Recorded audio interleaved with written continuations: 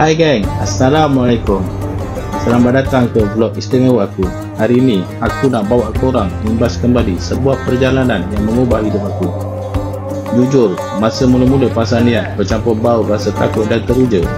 Takut sebab ini kali pertama ke Tanah Suci, timbang kalau ada salah silap dalam ibadah. Tapi rasa teruja nak tengok Kaabah depan mata, nak jadi tetamu Allah, itu yang mengatasi segalanya. Jadi, duduk relax, ambil nafas dan jom aku kongsikan detik-detik penting, cabaran yang aku hadapi dan momen yang paling deep yang aku tak akan lupakan sepanjang berada di Mekah dan Madinah.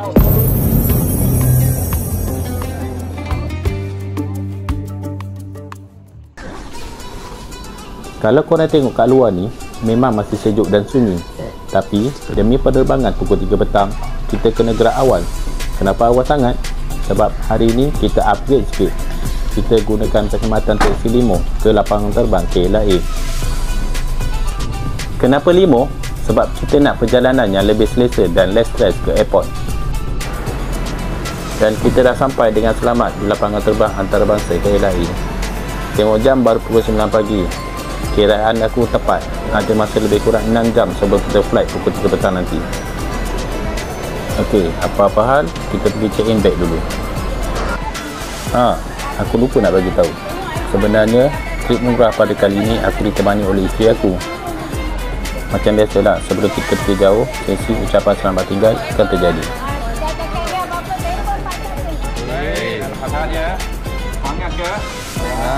Untuk pengetahuan korang, trip umrah pada kali ini aku menggunakan perkhidmatan daripada Titin Travel. Mutakhirnya sangat berpengalaman dan sangat cekap dalam segala pengurusan. Okey, dah ada tag nama, dia ada tag bag dengan tiba drive, itu dengan satu kertas tulis untuk letakkan dalam bag dalam ni. Okey, apa yang anda perlu buat bila anda dapat je ni, terus pakai tag. Saya kenal siapa orangnya dan siapa jemaah saya. Okey, lepas tu yang selebihnya saya akan beritahu apa nak buat. Yang first saya akan bagi yang ini dulu supaya kenalan diri. Boleh Baik. Okey, baik. Assalamualaikum warahmatullahi taala wabarakatuh. Saya Muhammad Hilmi daripada Kelang. Nanti kita akan berkenalan lah selepas berada di Tanah Suci. InsyaAllah. Muhammad Jamal dengan pasport immigration dekat akan stop. Okey, dia akan check semua. Itu kita kena adu satu persatu. So insyaAllah kita akan melakukan umrah untuk 12 hari bersama dengan Titin Travel yang berada dekat sangat nampak hidung besar nampak ni. So kita doakan semoga perjalanan kita dipermudahkan oleh Allah Subhanahu Wa Taala dan umrah kita diterima dan umrah yang mabrur lah insyaAllah, mudah-mudahan. InsyaAllah, amin. Terima kasih. Kita jumpa dekat umrah nanti dekat Makkah Al-Mukarramah dan juga Madinah, Masjid Nabawi insyaAllah.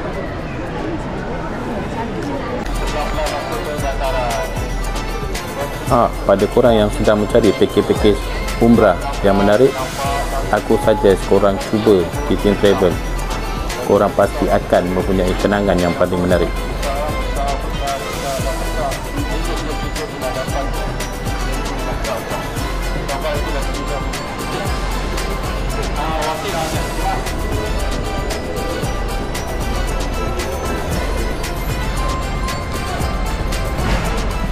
Okey, inilah rupa dalam pesawat ASF untuk penerbangan jarak jauh. Walaupun tambah murah, ini selesa untuk penerbangan 10 jam. Jom kita take off. Bismillah. Tengoklah pemandangan dari tingkap ini. Subhanallah, indahnya bumi ciptaan Tuhan. Kita tinggalkan Kuala Lumpur menuju ke Tanah Suci. Alhamdulillah, kami telah mendarat dengan selamat di lapangan terbang antarabangsa King Abdul Aziz. Jom kita bergegas ke immigration dan ambil bagasi. Lapangan terbang di Jeddah ini sangat besar dan moden. Sambil berjalan ni, korang boleh dengar sendiri suasana riuh rendah jemaah dari seluruh dunia yang sama-sama tiba untuk menyambut panggilan ilahi. Rasa aura Tanah Suci dah mula terasa.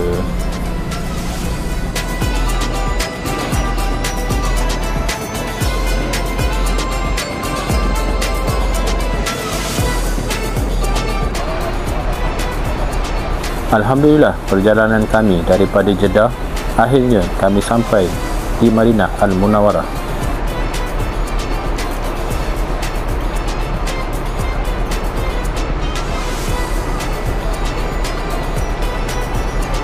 Jadi ini dia, kami akan menginap di Pos Hotel Madinah. Cuba tengok suasana di sini. Subhanallah, arwah Madinah memang lain macam. Bas kami baru saja sampai. Boleh nampak ramai betul jemaah yang mula turun. Semua dengan wajah gembira bercampur penat sikit. Tengok tu, beg-beg semua dah mula dikeluarkan. Masing-masing dah tak sabar nak check-in dan berehat sebelum menunaikan solat di Masjid Nabawi.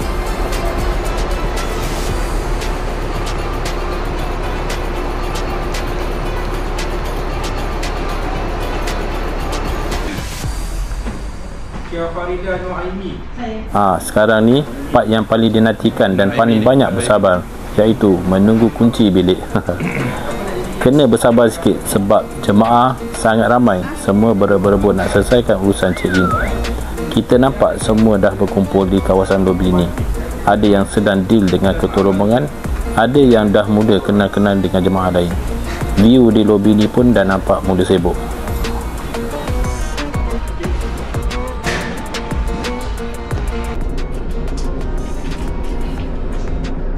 Halo guys, kita dah sampai dekat Madinah ni para Ambiya. So setelah saja nanti kita akan pagi nanti kita akan ikut jadual, kita akan buat ziarah di masjid-masjid sekitar Madinah ni. Okay, jangkakan pada jam 7 pagi nanti insyaAllah. Dan kita bersama dengan travel team.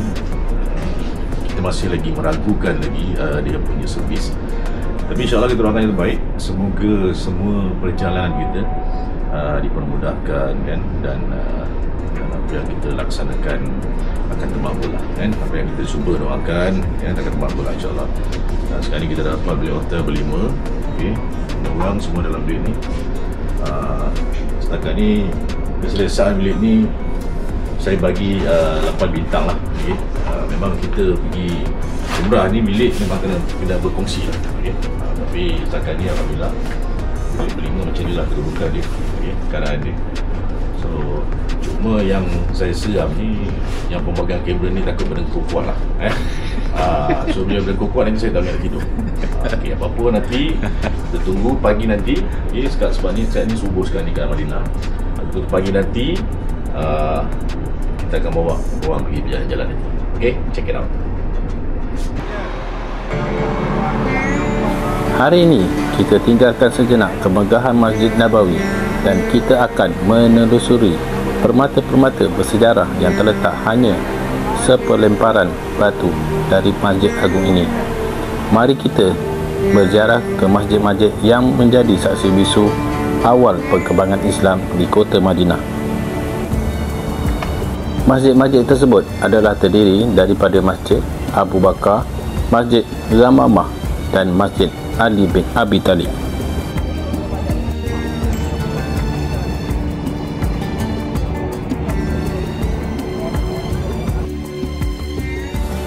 Setelah kita selesai menziarahi masjid-masjid di luar Masjid Nabawi, kini kita menuju ke Masjid Nabawi.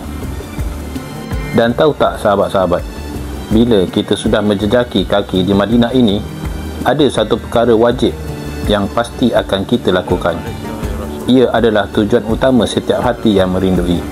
Ya, kita akan melawat dan berjumpa dengan Rasulullah SAW.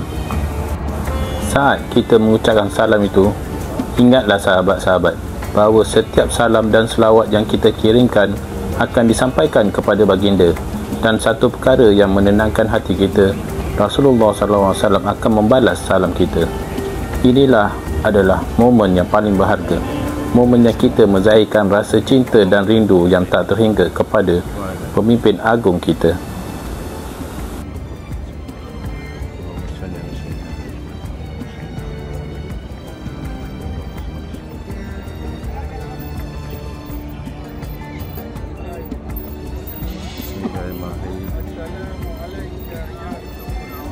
Assalamualaikum ya Rasulullah. Assalamualaikum ya Nabiullah. Ya Rasulullah, kami umatmu telah datang menziarahimu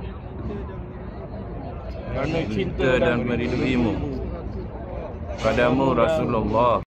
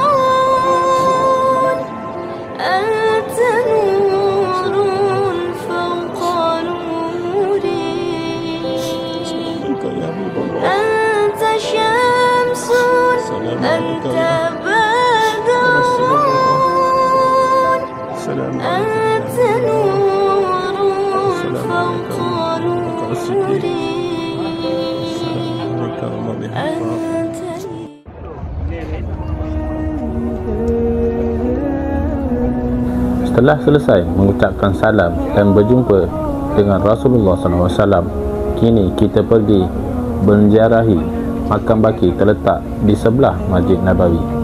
Jaraknya hanya beberapa langkah kaki sahaja. Dulu tempat ini adalah tanah yang lapang dan ditubuhi pohon-pohon berduri. Ketahuilah, di bawah gundukan tanah ini bersemayam jasad-jasad yang mulia.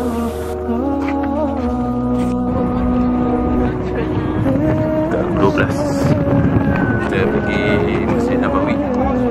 Kita menunaikan solat fardu zuhur.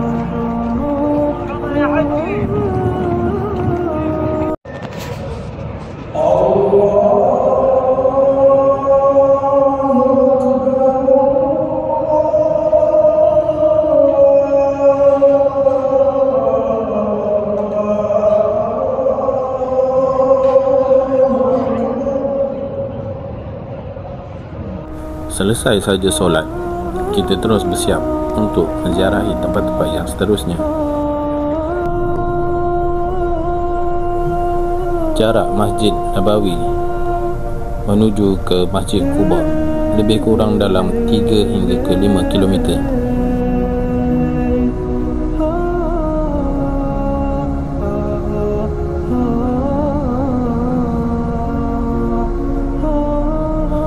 Kenapa Masjid Quba ini sangat istimewa? Kerana adalah masjid pertama dibina oleh umat Islam, malah diasaskan sendiri oleh Rasulullah SAW.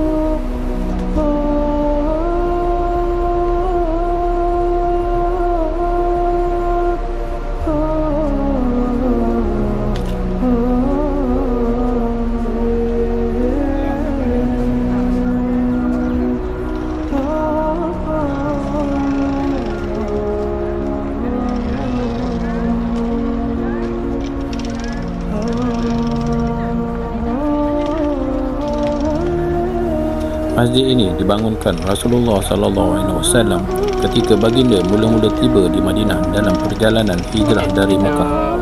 Rasulullah sendiri meletakkan batu asasnya. Bayangkan, masjid ini dibina atas dasar takwa sejak hari pertama, walaupun sekarang Masjid Quba ini telah melalui banyak renovasi dan pembesaran. Semangat dan keberkatan tempat ini tidak pernah pudar.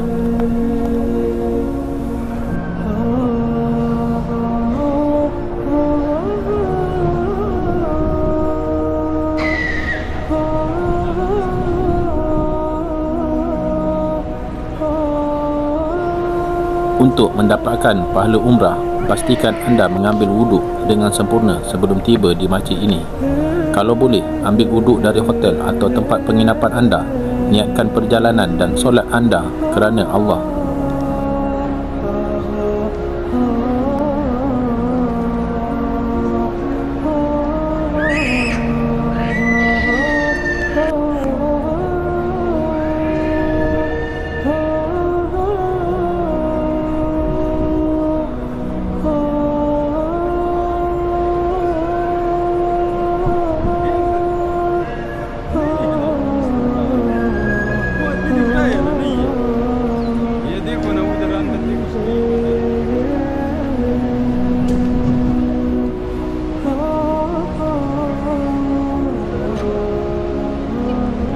Tidak kira solat sunat apa pun, duha, tahiyatul masjid atau solat mutlak, kita berdoa dengan sepenuh hati semoga Allah Subhanahu wa taala menerima amalan kita dan memberikan ganjaran umrah yang dijanjikan.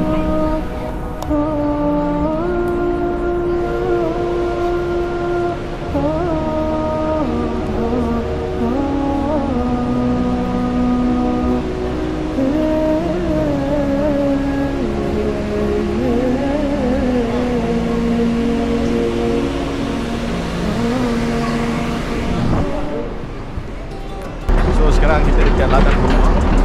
So dalam ni memang banyak kurma sebenarnya. Yang jaga pun Bangladesh juga yang jaga. Okey. Pengalaman saya pergi dekat ladang kurma ni, dia bagi makan halal. 1 kilo makan halal. Makanlah banyak mana pun. Nak beli boleh, tak nak beli pun tak. Okey. Jom kita pergi tengok kat dalam guys. Kita dah sampai. Ladang kurma Madinah ini bukan sekadar ladang, tapi dia jadi pusat jualan utama. Walaupun dipanggil ladang, kebiasaannya jemaah akan dibawa ke kawasan pusat jualan yang berdekatan dengan kebun kurma yang luas.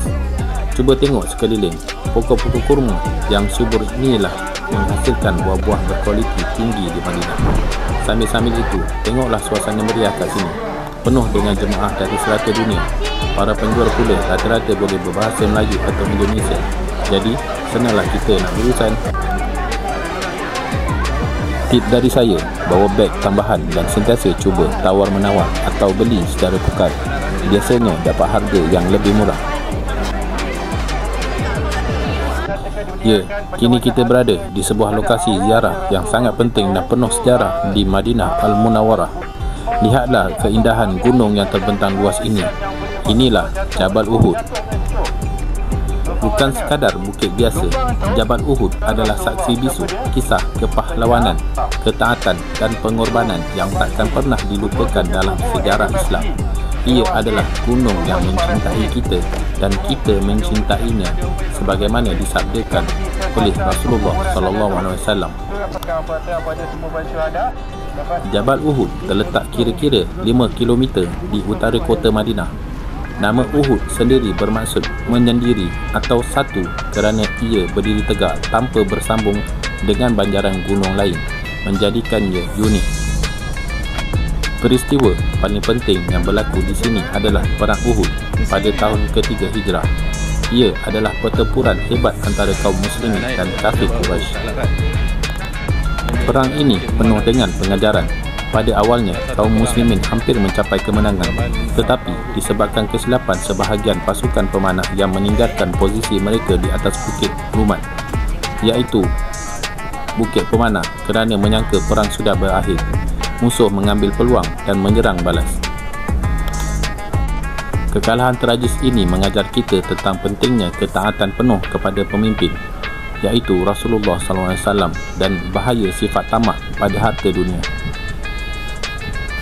Sekarang kita berada di hadapan makam syuhada Uhud. Di sinilah bersemadinya jasad-jasad mulia, iaitu kira-kira 70 sahabat Rasulullah SAW yang gugur syahid dalam pertempuran Uhud. Di antara mereka yang dimakamkan di sini adalah Sayyidina Hamzah bin Abdul Muttalib, bapa saudara Rasulullah SAW yang digelar Sayyidina Allah. Kita berdiri di sini cuba membayangkan bagaimana pengorbanan mereka. Darah mereka tumpah di bumi ini demi mempertahankan Islam. Setiap titisan darah itu menjadi saksi keimanan yang luar biasa. Nabi Muhammad SAW sangat mencintai para syuhada Uhud. Beliau sering menziarahi mereka. Semoga Allah meredai mereka dan memuliakan kita kekuatan untuk mencontohi semangat perjuangan dan pengorbanan mereka. Dari bukit kecil inilah kita mendapat pelajaran yang paling besar. Hanya kerana sebentar sahaja mereka melanggar arahan, kemenangan yang sudah di tangan bertukar menjadi kekalahan.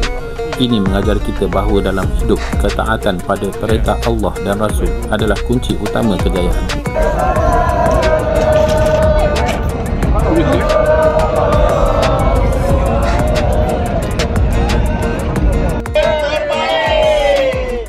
Satu kali lagi. Tim terbaik. Tim terbaik.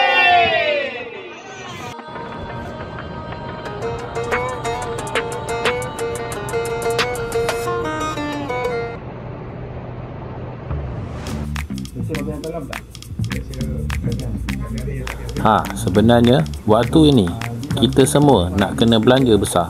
Salah seorang jemaah kita yang sangat baik hati, dia minta dirahsiakan namanya. Dia berjanji nak jamu semua jemaah kita nasi Arab yang paling sedap di Madinah. Tak faham.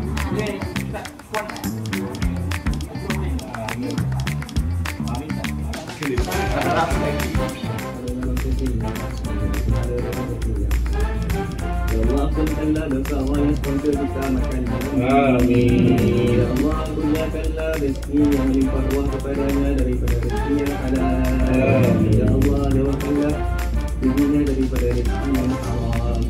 Ya Allah sempurnakanlah niat-niatnya apa yang dia niatkan pada malam ini ya Allah. Amin. Ya Allah ampunkanlah segala dosa-dosanya dan juga keluarga yang sudah pergi meninggalkan kita ya Allah. Amin. Sallallahu ala sayyidina Muhammad wa ala alihi wa sahbihi wa sallam. Amin. Dengar cerita, kedai ni adalah legend. Daging dia melting, nasinya berderai satu persatu dan rempah ratus dia. Bau pun dah tak boleh tahan, membuatkan perut jadi lapar. Tak sah datang Madinah kalau tak rasa nasi Arab di sini. Jom kita lihat video ni.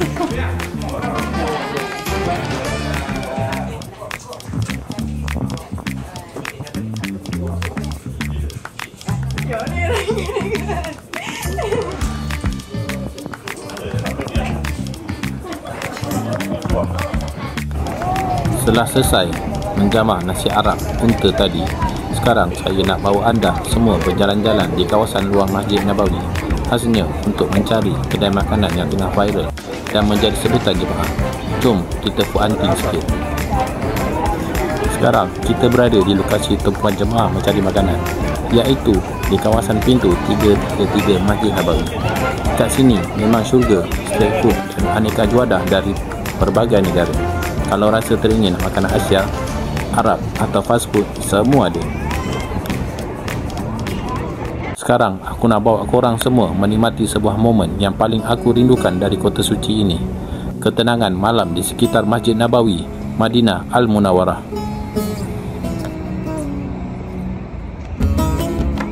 Selepas Isyak, kota ini berubah. Cahaya lampu yang memancar dari menara dan kubah masjid bukan hanya menerangi jalan, tapi seolah menerangi hati, benar-benar syahdu, benar-benar damai.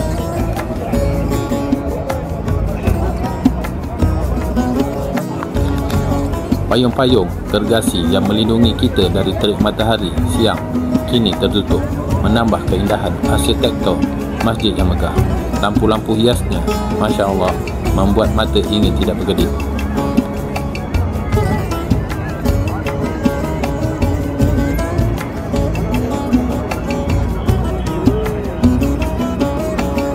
Sekeliling kita, ribuan jemaah dari pelbagai pelosok dunia masih menikmati malam. Ada yang duduk berzikir di pelantaran, ada yang berbuat santai sambil menikmati udara malam yang sejuk. Semua di sini membawa satu tujuan yang sama, merindukan Rasulullah SAW. Alhamdulillah, hari terakhir di Madinah ini jatuh pada hari Jumaat. Pucuk dicita ulang mendatang, kita akan menunaikan solat Jumaat yang terakhir di Masjid Nabawi. Suasana di sini, ya Allah, memang luar biasa. Hari ini adalah malam terakhir kita di kota suci Madinah sebelum besok berangkat menuju ke tanah suci Mekah Al-Mukarramah. Rasa campur aduk ya.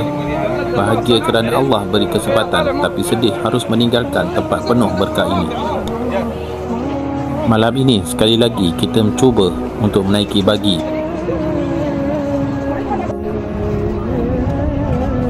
Di malam terakhir yang istimewa ini, kita putuskan untuk melakukan satu ziarah penutup yang sangat special. Kita akan ke Masjid Quba, masjid yang pertama dibangunkan Rasulullah SAW untuk menunaikan solat Isyak di sana.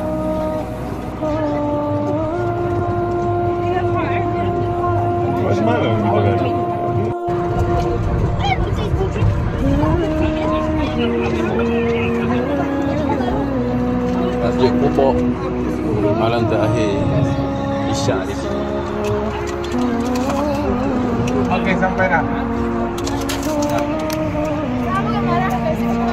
Jadi lagi jual barang.